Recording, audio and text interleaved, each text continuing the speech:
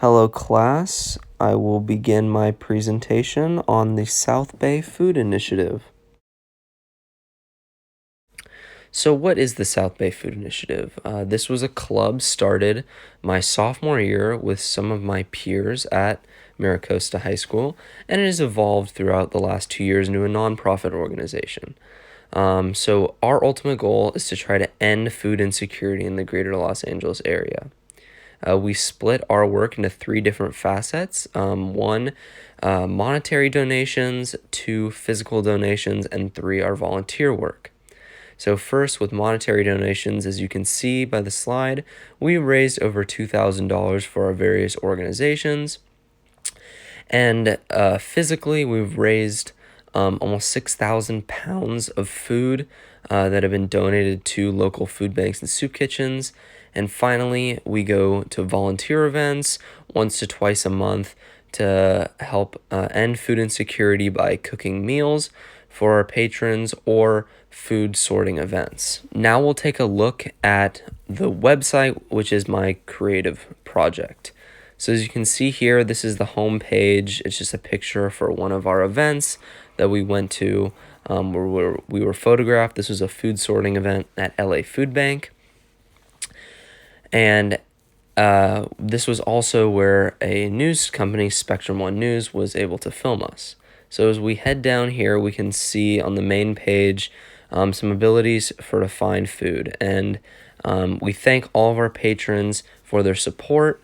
As well as here we have the find food, the 211 number. This is the 911 per se for food insecurity or people that need food. As we keep scrolling down here, we have various programs. Free Meal Finder for Kids.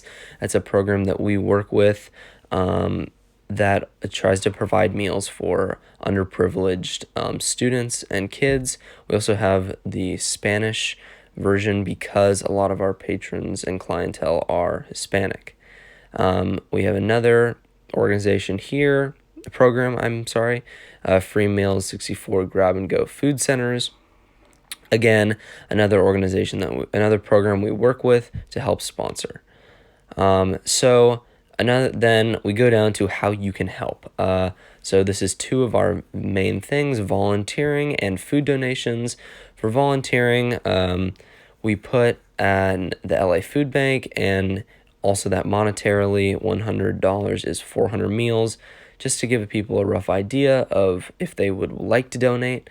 And so one of our partners, the LA Food Bank, that is why we are with them.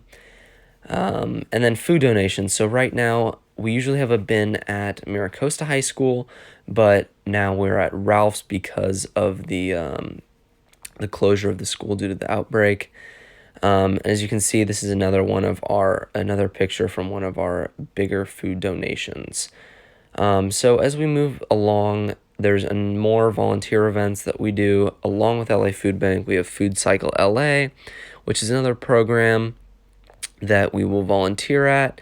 And then there's you can see the signing up and how to help, as well as we volunteer with the American Red Cross to help end food insecurity. They're a much broader program, but they have multiple organizations and programs that we work with. And then at the bottom, you can see our contact information. As we move up into projects, this gives us just a brief overview of what we've been doing. I won't read it out, but I highly encourage you to check out our website. And again, this is another picture of us at a volunteer event. This is actually a soup kitchen event where we were making food for the homeless population of the LA area.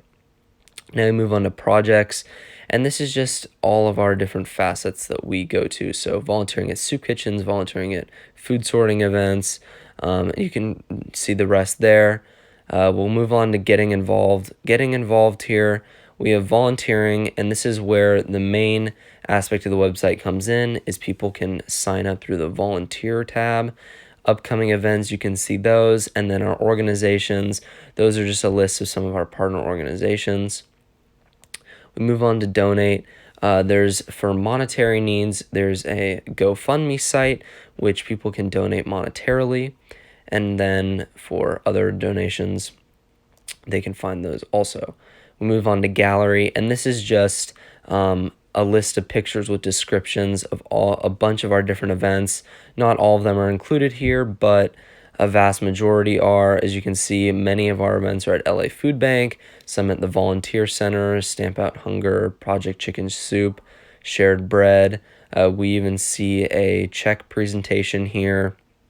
This is at the Volunteer Center. And ultimately, the website is just displaying the work that we've done throughout the community and really trying to show and educate people upon how big this problem really is.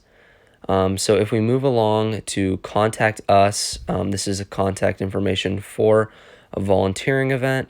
You just put your information and a message of how you're working or what you'd like to do, and you can see on the map, depending upon the volunteer event, you'll see where you are located in relation to the volunteer event that we are holding, which ultimately makes it easier for our clientele or patrons to help or receive help in any way necessary. So this is my creative project, as you can see here, and we'll go back to relating it to literature. So now back to the presentation, and we will relate this to the literature. First, I wanted to say why even have a website? Why make one? Well, first off, it makes it much easier. It streamlines the process for our volunteer events to coordinate, especially on my end. I can see everyone that signs up, and then I can see where in relation they are to the event, which just makes it much easier to coordinate, especially driving, because in the South Bay area, there might not be as many people available to help, so we can reach out to places all around the greater LA area. And then it also allows for a greater social media presence, so more people will be educated upon food insecurity, as it is something that is not that common or people don't think about as much. And so it allows for a greater education of the public, which is ultimately a good thing. Finally, you can see our infographics. These are just some infographics why businesses use websites. It just has a wide range of benefits. And ultimately, I thought that would be the best thing for this creative project. So now we move on to relating to literature, and I specifically related this to a novel we read this year, The Bean Trees. So I specifically related this to the theme of independence, as you can see the infographic to the right. And I was relating this to independence because Taylor throughout the novel really shows her independence, and this starts from a very young age with her mother giving her the tools to be independent and not have a reliance on a man. And this is related to myself, my peers, and then ultimately the creative project, because we were very independent in this process. My peers and I really didn't have a whole lot of help from an outside source in the beginning. We had to be very independent and diligent with our work, and ultimately we succeeded, but we had to have that independence and that strive to do better. And then also, I thought it would be good to mention Taylor's independence when it comes to Turtle. She takes on a young child who'd been abused, and that's a huge stepping stone, especially for someone that young of age. And that's a huge step in independence and being able to be independent herself and then take care of someone else. And while I could never do a feat as that, I related this in my project and in my organization to the fact that we saw a problem that was widely overlooked. Not much attention comes to it, really. Food insecurity is very overlooked, and we strove to solve that problem, and we had the independence to take a step toward it, just like Taylor had to take a step to taking care of Turtle. And ultimately, we had to be very independent in our relation to this issue. This is a very important issue. Now we'll move on to our second piece of literature. This was more relating to film, and I thought it very analyzed well when it comes to film. I'm specifically analyzing the two of the movies that we had watched this year, $1 Million Baby and Gran Torino. So first, I'll analyze the theme of asking and receiving for help. And I'll first look at Gran Torino.